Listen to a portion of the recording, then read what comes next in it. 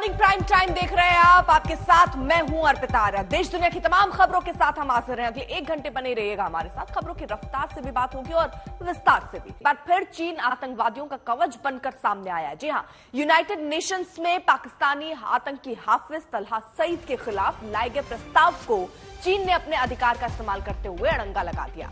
आपको बता दें कि हाफिज तलहा सईद आतंकी संगठन लश्कर-ए-तैयबा के प्रमुख हाफिज सईद का बेटा है। वहीं हाफिज सईद, जिसने 26/11 के मुंबई हमले की पूरी साजिश रची, यूएन में भारत और अमेरिका हाफिज सईद के बेटे के खिलाफ प्रस्ताव लेकर आए थे, लेकिन चीन ने अपने अधिकार का इस्तेमाल करते हुए उस पर प्रस्ताव पर फिलहाल रोक लगा दी।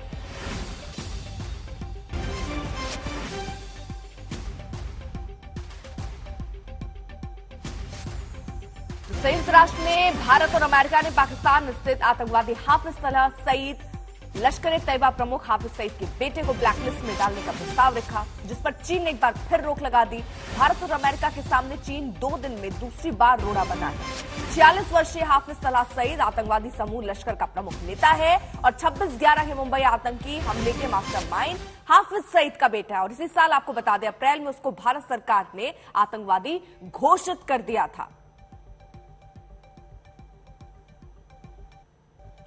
चीन ने हाफिज तलहा सईद को संयुक्त राष्ट्र सुरक्षा परिषद की अलकायदा प्रतिबंध समिति के तहत जोड़ने के प्रस्ताव पर रोक लगा दी है और चीन ने एक बार फिर से यह हरकत की है। तो जो प्रस्ताव भारत और अमेरिका की तरफ से रखा गया, एक तरीके से देखिए तो चीन आतंकियों का कवच बनता हुआ यूएन में नजर आ रहा है। जो प्रस्ताव भारत अमेरिका के द्वारा रखा गया, उसका विरोध करते हुए चीन नजर आया। हाफिज सईद के बेटे को चीन ने बचाया है। संयुक्त राष्ट्र में हाफिज सईद के बेटे को वैश्विक आतंकी की सूची में डालने का प्रस्ताव रखा गया था और इस प्रस्ताव पर अपना विशेषाधिकार का इस्तेमाल किया चीन ने और इस प्रस्ताव पर रोक लगा दिया। गीता मोहन हमारे साथ, हमारे सहयोगी इस वक्त जुड़ चुकी है। गीता, आतंकवादियों का कवच क्यों बन रहा है चीन?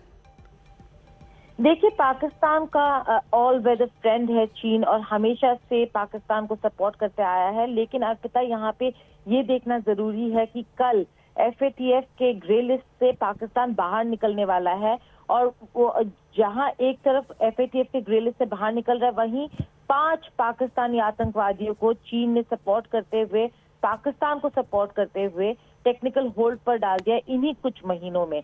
तो कहीं ना कहीं ये डबल स्पीक है, ये पाकिस्तान को एक्सपोज करता है। अंतर्राष्ट्रीय समुदाय को समझना होगा कि क्या पाकिस्तान ग्रे लिस्ट से रिमूव करने के लायक है या नहीं। ये जितने भी लोग हैं, चाहे वो मसूद अजहर का भाई हो या फिर हाफिज सईद का बेटा, अगर ये आतंकवादी नहीं है और आतंकवाद के साथ इनके कोई कनेक्शंस नहीं है, चीन ऐसा कहता है, तो ये उनके डबल स्पीक को एक्सपोज करता है। तो कहीं ना कहीं अंतर्राष्ट्रीय समुदाय ये नोट ले रहा होगा कि पाकिस्तान अभी भी आतंकवादियों को सपोर्ट करता है और पनाह देता है। बहुत बहुत शुक्रिया गीता तमाम जानकारी के लिए।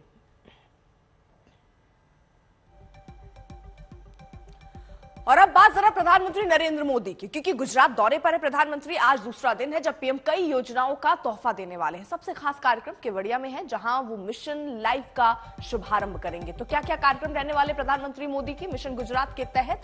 आज सुबह करीब 9:45 पर मिशन लाइफ की लॉन्चिंग करने वाले हैं प्रधानमंत्री नरेंद्र मोदी। उसके बाद केवड़िया में 12 बजे हेड्स ऑफ मिशन कॉन्फ्रेंस में शिरकत करेंगे। व्यारा में आज का क्या कार्यक्रम है उनका? दोपहर 3:45 पर करीब 1970 करोड़ विकास योजनाओं का शिलान्यास प्रधानमंत्री नरेंद्र मोदी करने वाले हैं। वहीं सुपुतारा से स्टैच्यू ऑफ यूनिटी तक उनका रोड प्रोजेक्ट जो है वो होने वाला है। तापी और नर्मदा जिले में जलापूर्ति प्रोजेक्ट का शिलान्यास भी प्रधानमंत्री नरेंद्र मोदी करने वाले हैं। 300 करोड़ की जलापूर्ति योजना शुरू होगी व्यारा में। यह कार्यक्रम व्यारा में प्रधानमंत्री नरेंद्र मोदी के आज रहने वाले हैं। 2 दिन के गुजरात दौरे पर प्रधानमंत्री नरेंद्र मोदी हैं और ऐसे में कई कार्यक्रम उनके आगे भी होने हैं। तो जो प्रधानमंत्री नरेंद्र मोदी का कार्यक्रम है, गुजरात में कई विकास योजनाओं का शुभारंभ करते नजर आएंगे। जूनागढ़ में एक कार्यक्रम में उन्होंने गुजरात के विकास मॉडल की आलोचना करने वालों पर भी निशाना साधा है।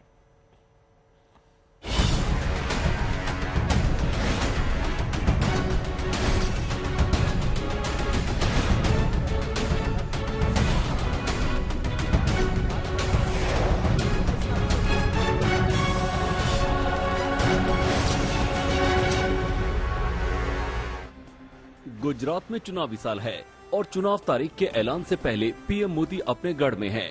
मिशन है 24 साल से जारी सत्ता के सफर को बरकरार रखना। 2 दिन के दौरे के पहले दिन डिफेंस एक्सपो से स्कूल तक पीएम मोदी छाए रहे।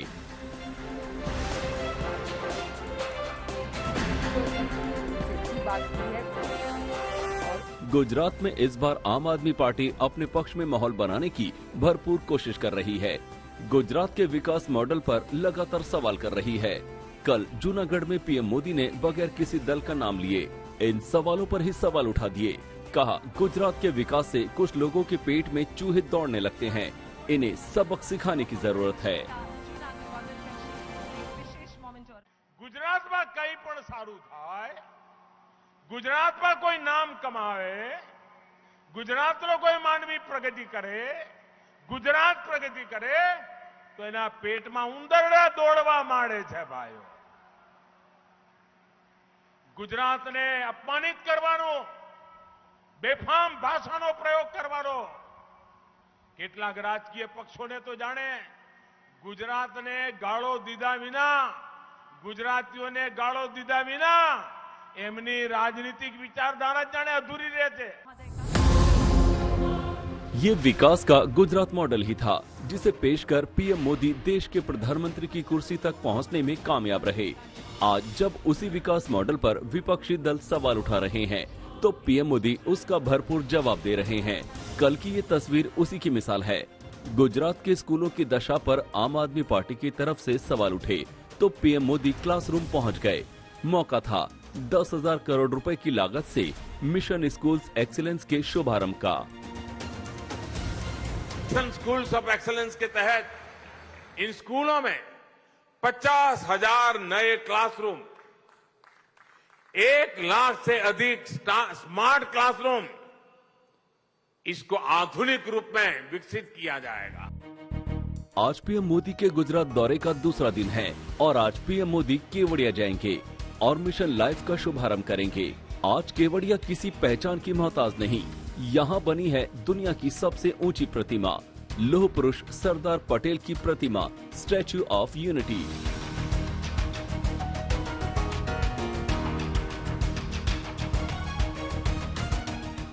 यहाँ पीएम मोदी की आज संयुक्त राष्ट्र महासचिव एंटोनियो गुटेरेस से भी मुलाकात होगी। पिछले कुछ सालों में केवड़िया देश के मानचित्र पर अहम शहर के रूप में उभरा है। यहाँ हर साल कोई न कोई राष्ट्रीय कॉन्फ्रेंस का आयोजन होता है। इस बार कल से भारतीय राजदूतों और उच्चायुक्तों का सम्मेलन चल रहा है। इसमें आज पीएम मोदी और विदेश मंत्री भी शिरकत करेंगे। 120 हेड ऑफ मिशन इस सम्मेलन में शिरकत कर रहे हैं। नर्मदा से नरेंद्र पेपरवाला के साथ गोपी घांगर, अहमदाबाद, आज तक। और अब बात दिल्ली की। दिल्ली में कूड़े पर सियासत शुरू हो गई है। आज गृह मंत्री अमित शाह ओखला में कूड़े से बिजली बनाने वाले प्लांट का उद्घाटन करने वाले हैं। इस पर आम आदमी पार्टी ने शाह पर निशाना साधा। आम आदमी पार्टी ने गृह मंत्री अमित शाह को कूड़े का पहाड़ देखने के लिए भलसवा आमंत्रित किया है। आपके एमसीडी प्रभारी दुर्गेश पाठक ने वीडियो जारी कर कहा कि कल सुबह हम भलसवा लैंडफिल साइट पर आपका इंतजार करेंगे।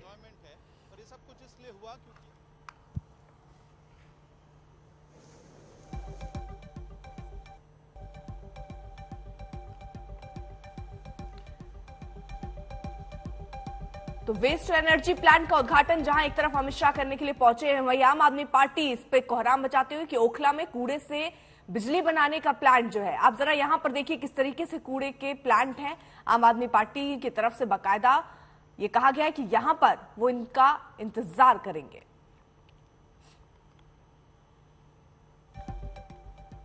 तो आम आदमी पार्टी ने गृह मंत्री अमित शाह को कूड़े का पहाड़ देखने के लिए भलसवा आमंत्रित किया। आपके एमसीडी प्रभारी दुर्गेश पाठक ने एक बाकायदा वीडियो जारी किया और कहा कि कल सुबह हम भलसवा लैंडफिल साइट पर आपका इंतजार करेंगे। ओखला में कूड़े से बिजली बनाने का प्लान आम आदमी पार्टी का अमित शाह पर निशाना है।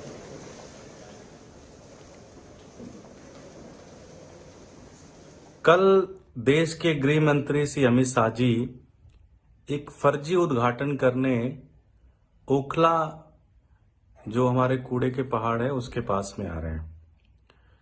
हम उनसे विनती करते हैं और हम उनको ये बताना चाहते हैं और उनको हम इनवाइट करना चाहते हैं कि सर इस तरह के फर्जी उद्घाटन से कुछ नहीं होगा। आपकी भारतीय जनता पार्टी ने दिल्ली को बर्बाद कर दिया है, 3 कूड़े के पहाड़ बनाए और साथ ही साथ 16 और कूड़े के पहाड़ बनाने की तैयारी में है।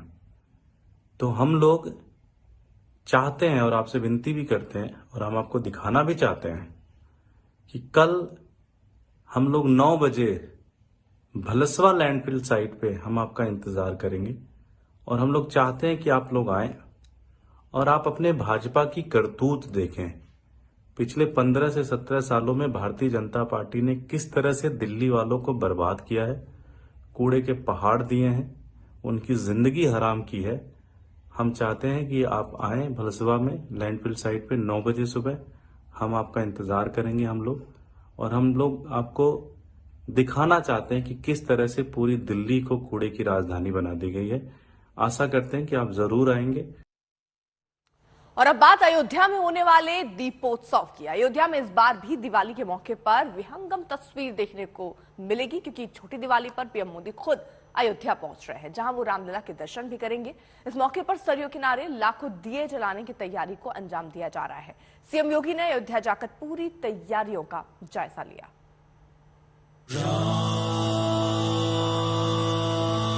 श्री राम,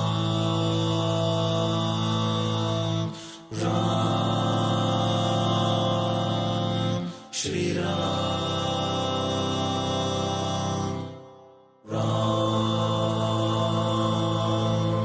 श्री राम। भगवान राम की नगरी अयोध्या सज रही है। छोटी दिवाली पर दीपोत्सव की तैयारियां जबरदस्त चल रही हैं, क्योंकि इस बार अयोध्या की दिवाली दिव्य और भव्य होने वाली है। 23 अक्टूबर को प्रधानमंत्री मोदी अयोध्या जा रहे हैं और उससे पहले खुद योगी आदित्यनाथ तैयारियों का जायजा लेने आए हैं। ओपन रहेगा या फिर तुम धूप तेज रहेगी, उस स्थितियों में क्या करेंगे? जो बने हुए हैं इसमें क्या क्या और ऊपर से सीएम योगी ने दीपोत्सव को भव्य बनाने के लिए सख्त निर्देश दिए हैं। राम की पैड़ी पर 15 लाख दीप जलाने का लक्ष्य रखा गया। हमारी मौजूदगी अब उस राम की पैड़ी पर है जो 23 तारीख को इतिहास रचने वाली है। 17 लाख दिए जलने वाले हैं सरयू घाट प्लस इस राम की पैड़ी को मिलाकर। उससे पहले तैयारियां जो हैं वो शुरू हो गई हैं। आप मेरे पीछे अगर देखेंगे तो साफ सफाई का काम यहाँ पर शुरू हो गया है। जो घास यहाँ पर आप देखेंगे, जो ज्यादा निकली घास थी उसको हटाने का यहाँ पर काम चल रहा है। और पीछे देखेंगे तो आप देखेंगे कि तस्वीरें कि किस तरह से साफ सफाई का काम पूरे पैड़ी को साफ किया जा रहा है। अब आप अगर इस तरफ आएंगे तो आपको यहाँ पर कई सारे दिखेंगे बोर्ड्स लगे हुए हैं, आपको कई सारी कलाकृतियां दिखेंगी। थोड़ा आगे देखेंगे तो आपको प्रोजेक्टर नजर आएंगे। प्रोजेक्टर के जरिए यहाँ पर लेजर का शो होना है, जहां पर प्रधानमंत्री नरेंद्र मोदी भी आने वाले हैं और सीएम योगी आदित्यनाथ भी रहेंगे।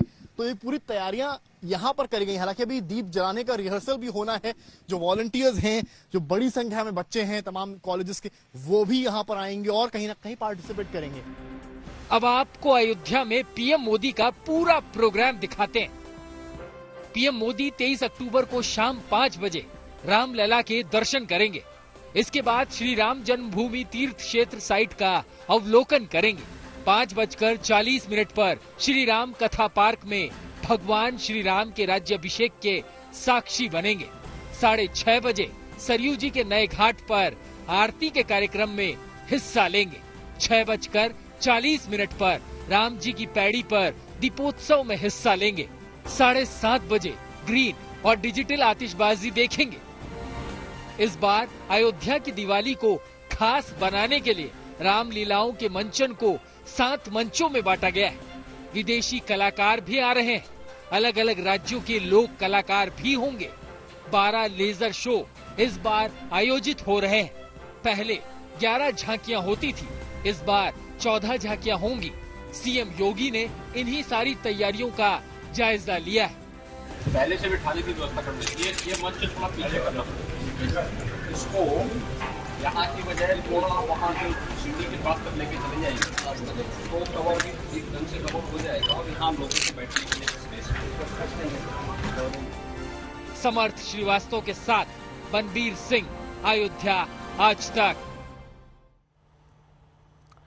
उधर बिहार के किशनगंज में 7वीं क्लास के बच्चों से कश्मीर पर ऐसा सवाल पूछा गया कि अब बवाल थमता नजर नहीं आ रहा है। नीतीश सरकार पर बीजेपी हमले का कोई मौका नहीं चूक रही है और इन सबके बीच कश्मीर पर विवादित सवाल ने राज्य सरकार को बैकफुट पर ला दिया। सरकार अब जांच का हवाला दे रही है।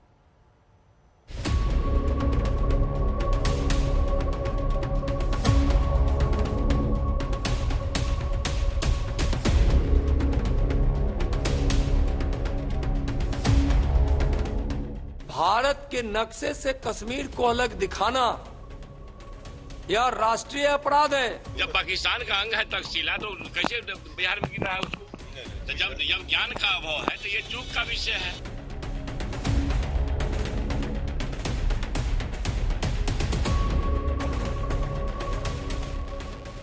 सवाल 7वीं के बच्चों से पूछा गया था, लेकिन सवालों पर ऐसा बवाल मचा कि बीजेपी सीएम नीतीश कुमार और डिप्टी सीएम तेजस्वी यादव से जवाब मांग रही है। केंद्रीय गृह राज्य मंत्री नित्यानंद राय कल समस्तीपुर में थे और उन्होंने दोनों पर तीखा हमला बोल दिया। भारत के नक्शे से कश्मीर को अलग दिखाना यह राष्ट्रीय अपराध है। नीतीश जी आपकी सरकार में, तेजस्वी जी आपके सरकार में इस प्रकार के अपराध करने वाले लोग फल फूल रहे हैं। आप उन पे कार्रवाई करें। यह बहुत ही घोर आपत्ति की बात है। देश और बिहार उसको बर्दाश्त नहीं करेगा। लगे हाथों नित्यानंद राय ने नीतीश और तेजस्वी को पीएफआई का हमदर्द भी बता दिया। इतना संरक्षण पीएफआई को नीतीश जी, श्रीमान नीतीश जी, मुख्यमंत्री जी, उप मुख्यमंत्री जी, श्रीमान तेजस्वी जी दे पीएफआई देश विरोधी गतिविधियों में जो उसका मंसूबा है वह पूरा नहीं हो सकता है। और केंद्र की जो भी एजेंसी कोई भी हो, इस प्रकार की देश विरोधी गतिविधियों में जो सम्मिलित होती है उस पर निगरानी भी रखती है और उस पर कार्रवाई भी करती है। 7वीं के सवाल पर बवाल तो आपने देख लिया, अब आपको वो सवाल दिखाते हैं जिस पर हंगामा बरपा है। 7वीं के बच्चों से पूछा गया कि निम्नलिखित देश के लोगों को क्या कहते हैं।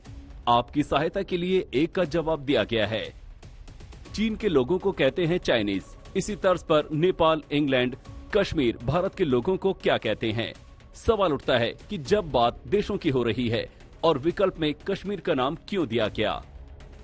प्रश्न पत्र बाहर आया तो बीजेपी ने आरोपों की झड़ी लगाते हुए नीतीश सरकार को घेर लिया। इसकी मानसिकता परिलक्षित होती है स्पष्ट कि तुष्टीकरण की राजनीति के तहत ये इतने ज्यादा लिप्त हो गए हैं कि इनको मालूम नहीं है कि कश्मीर जो है वो भारत है और भारत कश्मीर है। बीजेपी के आरोपों पर नीतीश सरकार बैकफुट पर है। बिहार के शिक्षा मंत्री चंद्रशेखर प्रसाद का कहना है कि जांच का आदेश दे दिया गया है। जब ज्ञान का अभाव है तो ये चूक का विषय है। चूक भी हुई है तो कार्रवाई होगी। बार बार क्यों हो रही है? अरे भैया, तो बार बार होती तो 17 के बाद 22 में ही क्यों होती? 18 में भी होती, 19 में भी होती, 20 में भी होती, 21 में भी होती। कार्रवाई होगी, कार्रवाई चलेंगे। बेशक ये बच्चों की परीक्षा का सवाल था, लेकिन सवाल से साफ है कि इसे तैयार करने वालों ने इससे जुड़ी संवेदनशीलता का जरा भी ध्यान नहीं रखा और नतीजा सामने है। किशनगंज से गौरव कुमार के साथ रोहित सिंह, पटना, आज तक। तो सवाल पर बखेड़ा बीएचयू में भी हुआ। असल में यहाँ एक पेपर में एक बार नहीं 3 बार ये पूछा गया कि गोमांस पकता कैसे है, कितनी तरह का होता है। छात्र इससे खफा है, कुलपति से इसकी शिकायत भी की गई है।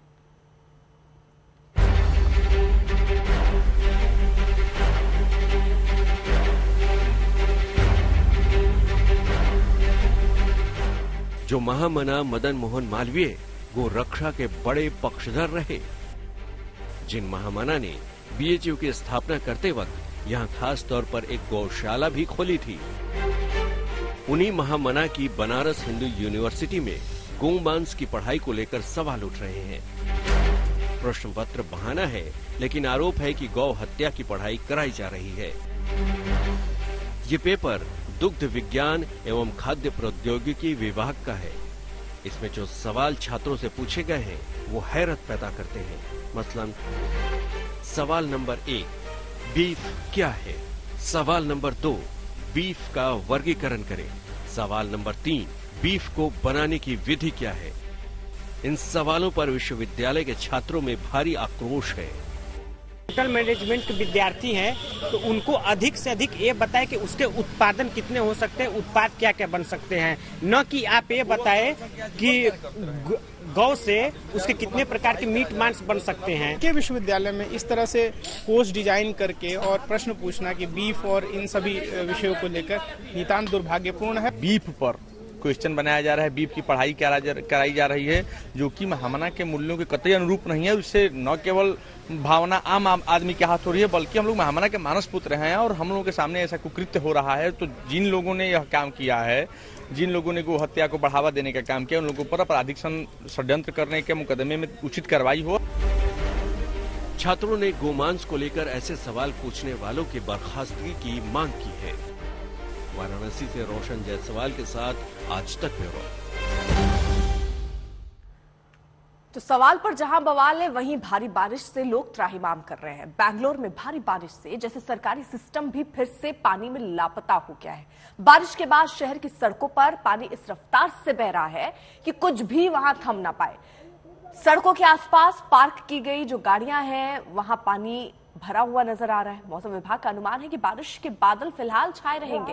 हाईटेक शहर में पानी की आमद मुसीबतों का सायरन बजा देती है और इससे पहले भी बारिश ने शहर को डुबा कर रख दिया था। रोड पर जैसे समंदर की लहरें उफान मार रही हैं। ये दो तस्वीरें ये दिखाने के लिए काफी हैं कि हालात वहां पर क्या बने हुए हैं। भारी बारिश के बाद लोग अपने वाहनों को बचाने की कोशिश कर रहे हैं, लेकिन पानी का तेज बहाव आप देखिए। यहाँ पूरे बैंगलोर की स्थिति यही है। लोग अपने बच्चों को कंधे पर बिठाकर इस सड़क को जो अब पानीमय हो गया है पार करते नजर आ रहे हैं। नागार्जुन हमारे साथ हमारे सहयोगी इस वक्त जुड़ चुके हैं। नागार्जुन, जरा आप तस्वीरों में दिखाइए किस तरीके के हालात वहां पर बने हुए हैं और आखिरकार इसकी वजह क्या है? क्या पानी की निकासी नहीं हो पा रही या भारी बारिश मेन वजह?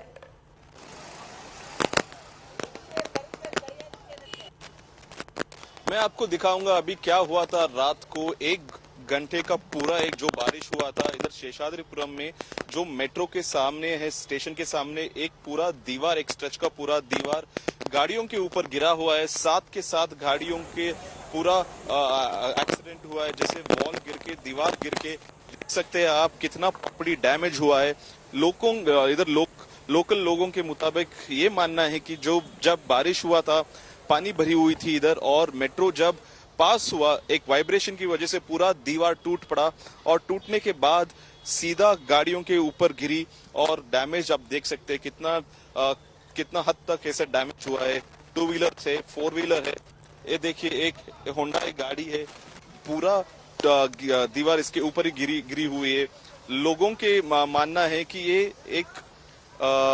एक सबस्टैंडर्ड काम किया है गवर्नमेंट ने, सबस्टैंडर्ड ब्रिक्स यूज करके, सीमेंट को यूज करके, और पिलर्स भी नहीं लगाए थे। प्रॉपर कंस्ट्रक्शन प्लानिंग नहीं था। 5 साल पहले इस दीवार को बनाया गया था। अभी रात को बारिश होने के बाद ये हुआ है, हादसा हुआ है।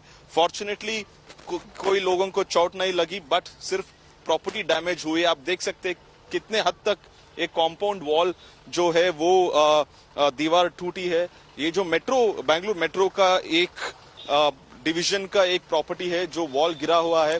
Heart of the city Bangalore के केंद्रीय भाग में ही ये जो हुआ है, ये हादसा हुआ है। और लोगों का डिमांड ये है कि सरकार के कोई अथॉरिटी आके हमारा, ठीक है, यानी जिस तरीके से आप तस्वीर दिखा रहे हैं, सरकार से सीधे तौर पर सवाल भी पूछा जा रहा है। वहीं दूसरी तरफ एक सिर्फ यहाँ बैंगलोर में ऐसे हालात नहीं है, कश्मीर के पहाड़ी इलाकों में इस मौसम की पहली बर्फबारी हुई है। कई इलाकों में जबरदस्त बर्फबारी से रंगत बदल गई है। पहाड़ सफेद चादर से ढक चुके हैं। गुलमर्ग, सोनमर्ग, गुरेज और अन्य कई इलाकों में इस वक्त बर्फबारी हो रही है।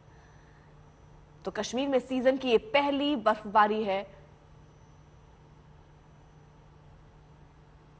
ये 3 तस्वीरें अब जरा आपके सामने रखे, गुलमर्ग, सोनमर्ग और गुरेज की तस्वीरें, जहां पर सीजन की पहली बर्फबारी के बाद जहां थोड़ी राहत, लोगों जो पर्यटन के लिए वहां पर पहुंचे हैं वो जरूर इस बात से खुश हैं, लेकिन जो स्थानीय लोग हैं उनकी जाहिर तौर पर दिक्कतें थोड़ी बढ़ी हैं। तो गुलमर्ग की तस्वीरें, सोनमर्ग और गुरेज।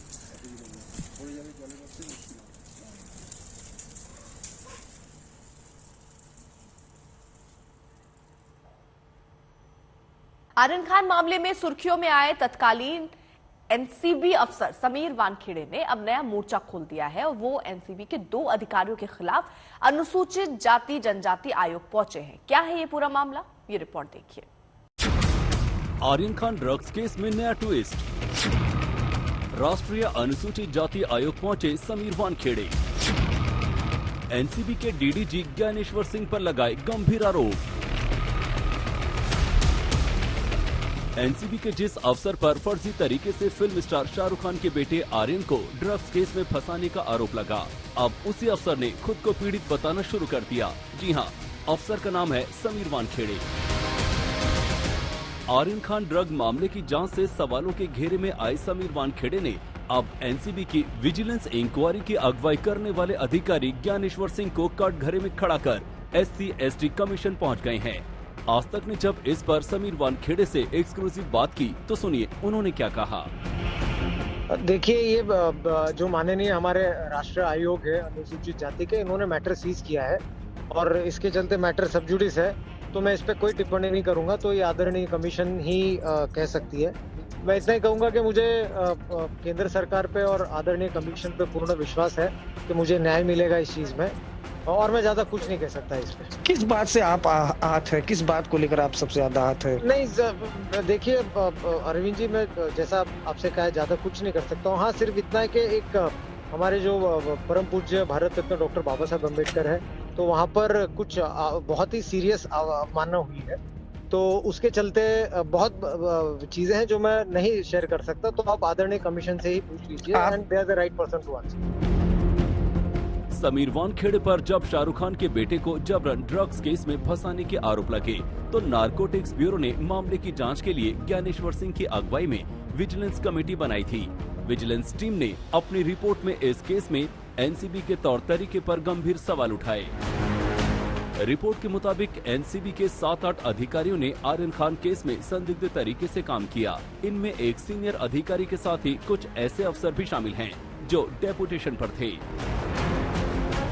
आर्यन खान समेत 8 लोगों को नारकोटिक्स कंट्रोल ब्यूरो ने पिछले साल 2 से 3 अक्टूबर को मुंबई से गोवा जा रहे कार्डेलिया क्रूज शिप से हिरासत में लिया था। मुंबई से दिव्येश सिंह के साथ अरविंद ओझा, दिल्ली, आज तक। महाराष्ट्र का ठाकरे परिवार पॉलिटिक्स में है, पर उनकी कमाई का साधन क्या है? इस परिवार के पास करोड़ों की संपत्ति कहां से आई? इन सवालों के साथ एक PIL बॉम्बे हाईकोर्ट में दाखिल हुई है। PIL में मांग की गई कि ठाकरे परिवार की संपत्ति की जांच करवाई जाए। बॉम्बे हाईकोर्ट में बुधवार को दाखिल हुई एक PIL से शिवसेना अध्यक्ष उद्धव ठाकरे की मुश्किलें बढ़ सकती है। ये याचिका गौरी भिड़े नाम की महिला ने दायर की है। अभी तक ED और CBI जैसी एजेंसियों के शिकंजे में उद्धव ठाकरे के करीबी नेता आए हैं, पर अब जांच की आंच सीधे उद्धव ठाकरे और उनके परिवार तक पहुंच सकती है। गौरी भिड़े ने बॉम्बे हाईकोर्ट में दाखिल अपनी याचिका में कहा है कि उन्होंने PM मोदी की भ्रष्टाचार के खिलाफ लड़ाई से प्रभावित होकर ये याचिका दाखिल की है। गौरी ने उद्धव ठाकरे और उनके परिवार की कथित रूप से आय से अधिक संपत्ति की ED और CBI से जांच कराने की मांग की है। मैंने जुलाई के महीने में पुलिस में कंप्लेंट करी थी, जिसपे 2 महीने तक एक्शन नहीं हुआ, तो अगला कदम था मुझे कोर्ट में आना था।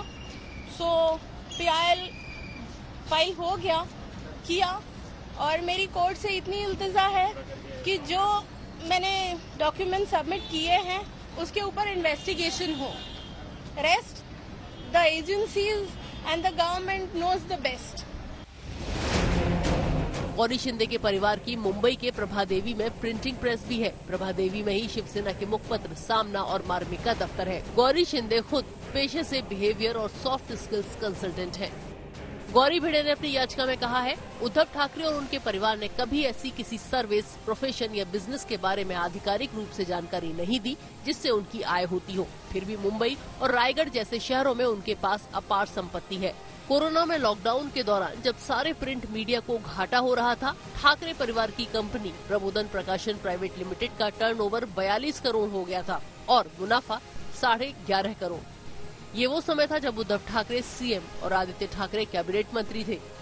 ये साफ साफ काले धन को सफेद धन में बदलने का मामला है।